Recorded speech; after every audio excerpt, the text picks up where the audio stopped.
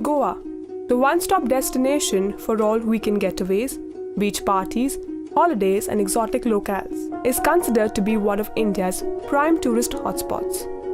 While most associate Goa with its tourism industry, many are unaware of another critical source of the state's revenue that's slowly being phased out. In an unprecedented move that's affected 93,000 workers, 40,000 jobs, and an annual income of 36,000 crores, Goa's mining industry, one of the largest in India that exports iron ore, has ceased to exist today. Rooted deep into Goa's unique history, uncertain by many, mining was what sustained its economy until recently.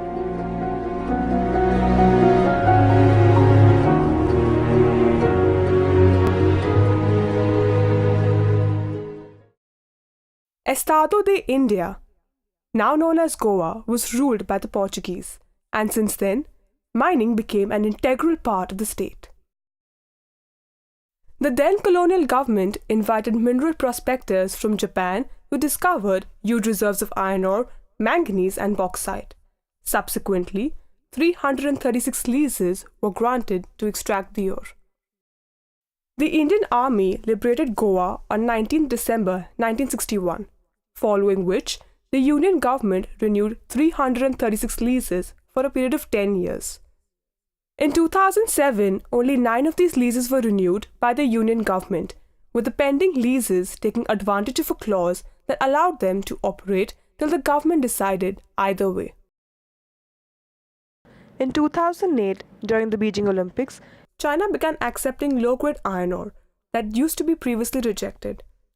This caused a rapid increase in the exports from 15 million tons to 54 million tons. The excess in exports of iron ore remained unchecked because of a nexus between the bureaucratic, corporate and political class that led to the deteriorating situation of mining in Goa. It was then that the Justice M.B. Shah Commission was set up in the different states where mining occurred and was asked to submit a report on the irregularities done by the mining industry. On 27th of September 2011, our earlier Chief Minister Shri Digambar Kamath ordered a ban on the mining of dumps. The quantity from Goa fell from 54 million tons to 45 million tons. The writing was on the wall. At that time we knew quantums are falling because without dumps we could not have survived. Basically on 10th of September, the Goa government took cognizance of the Shah Commission report. And the Shah Commission report, the interim report was out at that time, and they indicted all the miners in Goa. And they said basically 100% of the mining going on in Goa is illegal. By that time the BJP took over here, and the BJP tried to show that yes, they were acting. And our Honorable Chief Minister Shri Manohar Parrikar took cognizance of the Shah report, and he temporarily suspended mining in Goa on 10th of September 2012.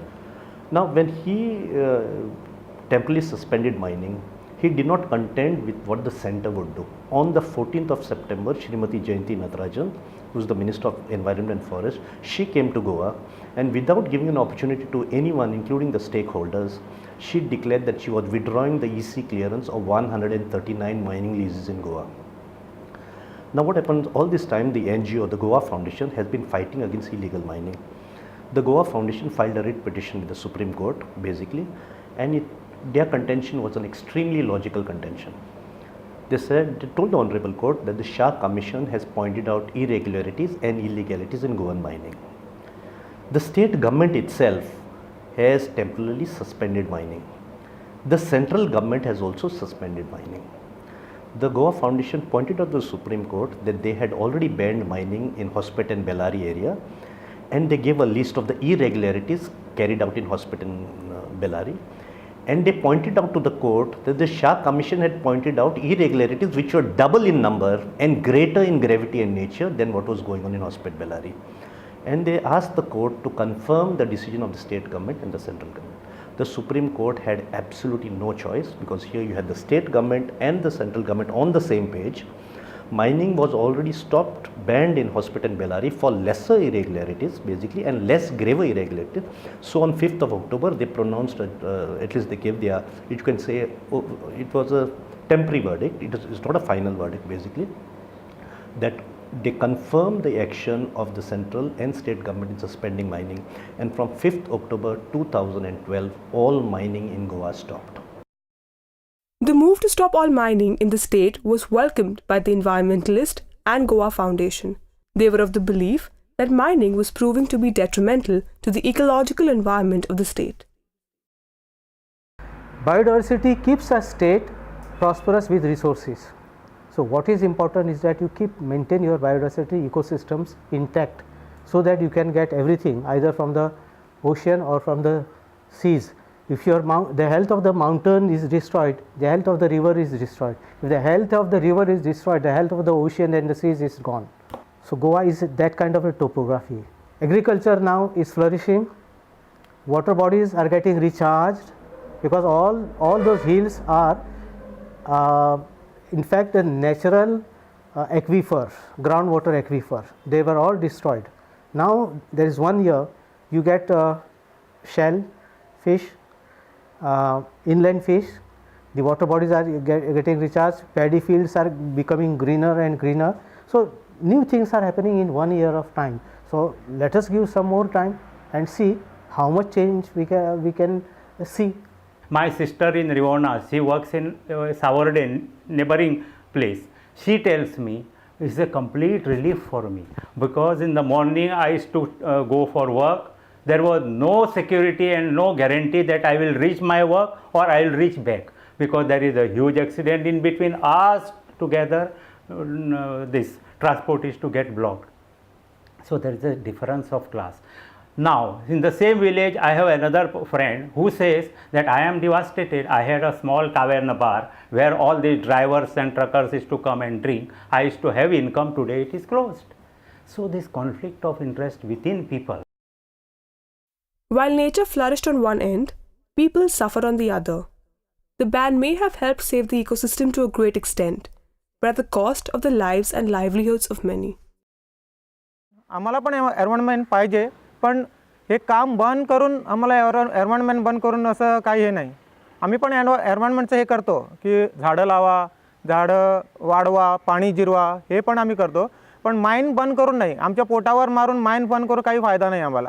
आता 1-1.5 वर्ष होत झालं, 1-1.5 वर्ष होत झालं. आता एवढं critical position झालं आहे की जगणं मुश्किल झालं आहे सर्व. मी आता एका कंपनीमध्ये, प्रायव्हेट कंपनीमध्ये कामाला आहे. तिथं मला 5,000 पगार मिळतो सगळं कट करून. मग माझी बायका, मुलांचं शिक्षण आणि घरची सर्व मंडळी माझ्यावर डिपेंड आहे. मग आम्ही ते 5,000 रुपयामध्ये काय करायचं? मी गव्हर्नमेंटला आणि कोर्टाला पण एवढंच सांगू इच्छितो की माईन लवकरच्या लवकर तुम्ही चालू करा आणि आम्हाला न्याय द्या, की नाहीतर एक वेळ अशी येईल की आम्ही सुसाईड करायची पाळी येईल आमच्यावर. The state government has made announcement that they will give some packages to the mining affected people. Now the packages are given only to the truck owners. The machinery owners are excluded. The barge owners are excluded. The workers, they don't know the number. They don't know how many workers are working on which mine, how many temporary, how many contract, how many regular. So the announcement is all in the air. I mean, it doesn't reaches to the people who are in real need of this package or the government aid. ज्यावेळी माईन चालू होत्या त्यावेळी earning म्हणजे diesel खर्च काढून, driver खर्च काढून maximum 60,000 ते 70,000 रुपये आम्हाला मिळत होते. स्टॉप झाल्याने जो बँकेचा इन्स्टॉलमेंट आहे तो कंटिन्यू चालू उरलं. आता काही गाड्या बँकने ओढून नेल्या आहे, काहींना RBTIवर लेटर आलेलं आहे. आणि RBIचं लेटर असं आलेलं आहे की जी त्यांची मेन हेड ऑफिस, आता कोणाची जर एका बँकेची समज मेन हेड ऑफिसच्या दिल्लीला आहे, कोणाची चेन्नईला आहे, कोणाची हैदराबाद, तिथं डायरेक्ट त्यांच्या हेड ऑफिस वाया हायकोर्ट त्यांचं लेटर येते की तिथं येऊन कोर्ट अटेंड करा. कुठं? हेड ऑफिस म्हणजे ते दिल्ली किंवा चेन्नई किंवा त्यांचं जे हेड ऑफिस तिथं आहे. तर इथनं आता प्रॉब्लेम असा आहे की आमच्याकडे इथं खायला जेवणाला पैसे नाहीत, कुठं बाहेर फिरायला पैसे नाहीत. दिल्लीला आणि चेन्नईला कसं जाणार? आणि तिथं ॲडव्होकेट करून आम्ही काय सिद्ध होऊ शकतं? आमच्या सिद्ध होणे इम्पॉसिबल आहे. म्हणजे या ज्या गाड्या उरलेल्या आहेत त्या पण ते आता अटॅच करणार. आम्हाला त्यावेळी बोलवलं होतं मुख्यमंत्र्याने की आता कसं काय करायचं. त्यावेळी फर्स्ट आमचं डिसिजन होतं की बँक जे इन्स्टॉलमेंट आहे ते आमच्या अगोदर स्टॉप झाले पाहिजेत. जोपर्यंत मायनिंग स्टार्ट होत नाही तोपर्यंत इन्स्टॉलमेंट स्टॉप व्हायला पाहिजे, इंटरेस्ट स्टॉप झाला पाहिजे. त्यावेळी मुख्यमंत्र्यांनी सांगितलं काहीतरी याचं सॉल्युशन म्हणून काहीतरी मग 8,000 आणि 12,000 त्यातले आम्ही काय केलं होतं, ड्रायव्हरना पण काहीतरी दिलं पाहिजे म्हणून सांगितलं होतं. पण मुख्यमंत्र्यांनी काय सांगितलं की जे गोव्याचे ड्रायव्हर आहेत, इथले लोकल ड्रायव्हर आहेत, त्यांनाच काहीतरी आम्ही देणार. पण अजूनपर्यंत त्यांना काही एक पैसाही सुद्धा दिलेला नाही आहेत. बॅन जर काढला नाही, मॅक्झिमम बॅन जर आता 1 वर्ष आणि 1 वर्ष जर राहिला तर जे माइन डिपेंडंट लोक आहे, आम्ही ट्रक मालक किंवा ट्रक ड्रायव्हर आणि जे कामगार आहेत, टोटली कॉलॅप्स होणार. गव्हर्नमेंटने जेवढं प्रयत्न आहे ते सुप्रीम कोर्ट हेअरिंग ऑलरेडी संपलेली आहे. अंतरिम आदेश दिलेला आहे, परंतु अंतरिम आदेश जो दिलेला आहे तो आमच्या कामासाठी काही फायदा नाही आहे. जो माल काढून ठेवलेला आहे जेटीवर, म्हणजे जेटीवर फक्त एक्सपोर्ट करायचा आहे, तो तेवढा एक्सपोर्ट होणार, आम्हाला काही आतलं बेनिफिट नाही. ज्यावेळी माइन सुरू होणार, अंतिम आदेश देऊन ज्यावेळी माइन सुरू होणार त्यावेळीच आम्हाला आमचा बिझनेस स्टार्ट होईल. तोपर्यंत आम्हाला आमचा बिझनेस स्टार्ट होणं इम्पॉसिबल. आता हा बंदचा एवढा इफेक्ट झाला आहे की आमची मशिनरी पण अटॅच केली आहे फायनान्स बँकने, आणि ते आमच्या एवढं पाठीमागे लागले की तुम्ही सरेंडर करा. सरेंडर केल्यानंतर ते व्हॅल्यू करून कमी रेटमध्ये विकतात आणि जो राहिलेला बॅलन्स आहे त्याच्यावरती परत कोर्ट कचेरी चालू होते. मग मशिनरी सरेंडर करून तो अकाउंट सेटल झाला असता तर तो मशीन विकून धंदा गेला, पण तो लोन तरी क्लिअर झालं असतं, पण तसं होत नाही. बँका परत कमी रेटमध्ये विकतात आणि राहिलेल्या अमाऊंटवरती परत त्याच्यावरती आर्बिट्रेशनचं चालू असतं केस. आता आमच्या मशिनरींची परिस्थिती पाहिली तर सगळं ते लोखंड आहे, त्याला ती सगळं रस्ट आलेलं आहे आणि 1.5 वर्ष एका जागेवरती बंद आलं. म्हणजे टायरचा कॉस्ट आहे 60-70 हजार. 4 टायर एक व्हील लोडरला लागतात. म्हणजे आमची मशिनरींची अशी परिस्थिती झाली की आता परत चालू झालं तर ती चालू उभी करण्यासाठी आम्हाला 2-3 लाख प्रत्येक मशिनरीला घालावं लागणार आहे. आता परत ती चालू झाल्यानंतर ती मशिनरी चालणार की नाही आणि कितपत आम्हाला काम मिळणार हा विषय आहे. As mining in Goa is in a private sector, the government shied away from its onus of putting in place regulations that could have avoided the ban. Neither the BJP nor the Congress foresaw the enormous consequences that the ban had on the economy of Goa. There was a Shah Commission appointed by the Ministry of Mines to look into whether there is illegal mining done or not. Shah Commission has given a report saying that, but they were not able to exactly assess how or mapping of the mines has not been taken properly. They have done it by just handheld GPS. So when you have an error in the GPS, then you do not know whether what are the area of the mines. Now here in Goa, there are about 99 operating mines. Totally about 139 licenses were there, but 99 were actually operating mines. So what used to happen was when they were doing this mining activity, and when they do check the mine limit, they are very, very close mines. It's not like other places where mines are at very huge distance. In Goa, we have mines in a very small and concentrated manner, in a very particular pockets. So therefore, what happened was they could not exactly map the quantities. Neither the depth of the mines, they have not been able to assess. So they have over-exaggerated figure, and they said that lot of mining has taken place beyond the capacities. In Goa, this chief minister was leading the campaign against illegal mining. He is on record to say that illegal mining of crores and crores of rupees. He had a Public Accounts Committee report tabled in the House as the chairman of the Public Accounts Committee, where he had made all kinds of accusations. Now he is in a situation where his revenues are affected, people are affected because he is today in the governing place. He has to deliver. Now he is come to a situation where he says, no, but we will regulate it, we will do it, mining ban should go. So this has definitely happened. Considering the fact that you were the person who were attacking illegal mining, you should have been in a better position to immediately put in place mechanisms which can convince the Supreme Court to lift the ban. That should have happened, which has not happened. Because this industry generates a revenue of more than 2,000 crores to the state exchequer. It also provides a revenue of more than 8,000 to 9,000 crores to the central exchequer. It earns valuable foreign exchange, which we use for importing crude oil, petroleum products. And in this scenario, suddenly putting a ban, a complete ban, and halting this industry is not advisable. A certain regulatory measures should have been adopted. And even if today the court is sitting with day-to-day hearing, court should have given some kind of interim relief to the mining dependent. We don't see any kind of interim relief coming to the mining people.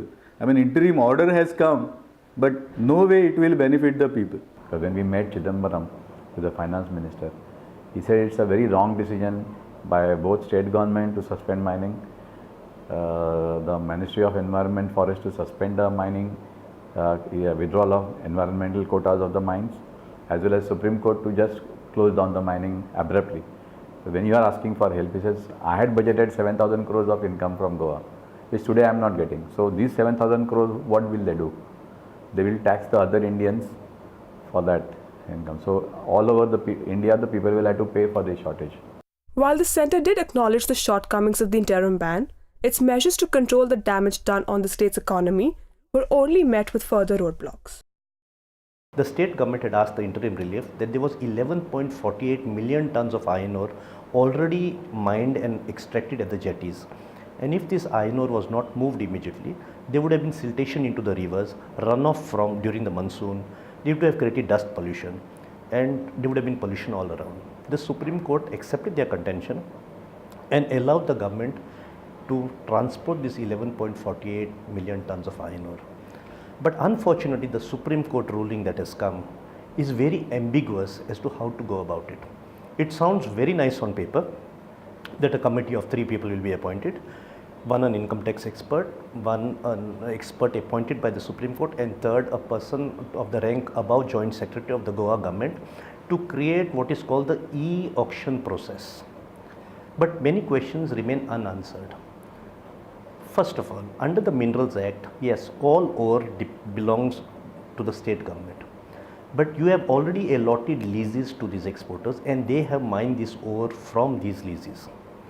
Now the court says, allow the government will e-auction it, the money will be kept in a fixed deposit and it will be released to the exporters only after the legality of their leases is determined. How long that is going to take, we do not know. The pollution caused by mines can be seen by public because we have to go and transport our material. We don't do anything in 4 walls. But let me tell you, what we do is simply we move mountains from one place to another. Sometimes we create a pit and create a mountain. But at least in my company, I can be proudly telling you that we have created stable mountains. We have planted trees on the hills that were created. And today you can't make out whether these are hills created by Sesagua or they are natural hills. So mining is the only industry that can give back after it finishes, while even your house or any other industry that builds cannot do anything like this. They cannot give back, but mining can give back. पर्यावरणवरती economy develop होत नाही आणि गोव्याची agriculture land किती आहे ती पाहावी. Mining क्षेत्रामध्ये किती आहे आणि मायनिंग क्षेत्राच्या बाहेर जास्त ॲग्रिकल्चर आहे जी कन्स्ट्रक्शनमध्ये आणि इंडस्ट्रीमध्ये गेली. त्याच्यावरती हे पर्यावरणप्रेमी खास काय बोलत नाही, कारण हे या शहरामध्ये राहतात, AC ऑफिसमध्ये बसतात, ते फक्त कागदावर लिहितात. कधी काही त्यांनी किती झाडं केली, त्यांनी किती शेती केली हे ह्या पर्यावरणप्रेमीने दाखवून द्यावं. आम्ही सांगतो आम्ही झाडं लावली आहेत, आम्ही त्याची काळजी पण घेतो, निगा पण करतो, ती वाढलेली आहेत हे आम्ही दाखवू शकतो. असंच ह्या पर्यावरणप्रेमी जे म्हणतात, रमेश गावस, क्लाउड अल्वारिस, खरं मला त्यांची नावं घ्यायची नव्हती, पण नावं घ्यावं लागतात कारण ते फक्त कागदावर लिहून पर्यावरणाचं प्रेम दाखवतात, पर्यावरणावरती प्रेम करत नाही. आता आमचा मेन मुद्दा आहे, जी शहर आहेत गोव्यामध्येच, पणजी, म्हापसा, वास्को, होंडा, इकडे शेती होती नव्हती, इकडे पण शेती होती, पण त्या शेतीमध्ये इंडस्ट्री झाल्या, बिल्डिंग्स झाल्या, ती शेती नष्ट झाली. त्या शेतीचं काय? आमच्याकडे खंय जगतलो जाल्यार आधार ना. आमी बँकेक लोन करून गाडयो घेतलेल्यो आहा, त्यो बँक आतां व्हरोंक लागल्या आनी तेंचेर बँकांनी आतां जप्ती हाडल्या वचात थंय, पूण तेजेर कोणूच कांय विचार करिना. आनी आमचो जो गव्हर्मेंट सुद्दां आसा आतां, तो गव्हर्मेंटाक सुद्दां आमचे कडेन पयलीं मागणी आसली, ज्यो आमचे ट्रक आसा, लॉन आमी आहा ते तुमी एडीसीक व्हरचें आनी एडीसी कडसून आमकां क्लियर करून तुमी सगळे कामदार किंवा मायनींग इफेक्टचे लोक जे आसा सगळे तेंच्यांक हे करून तुमी सेफ करूं अशें आमी आमच्या सेंट्रल गव्हर्मेंटा कडेन सुद्दां मागलेलें. आनी त्या पयर आमी दिल्लीक सगळ्या वचून सुद्दां येवन तेंचे कडेन सुद्दां हेंच आमी मांडलां. पूण आतां कितें चल्लां हेजेर मायनींग चालू सुद्दां जाल्यार ट्रक आसा किंवा गाडयो आमकां कांय हेजो फायदो ना.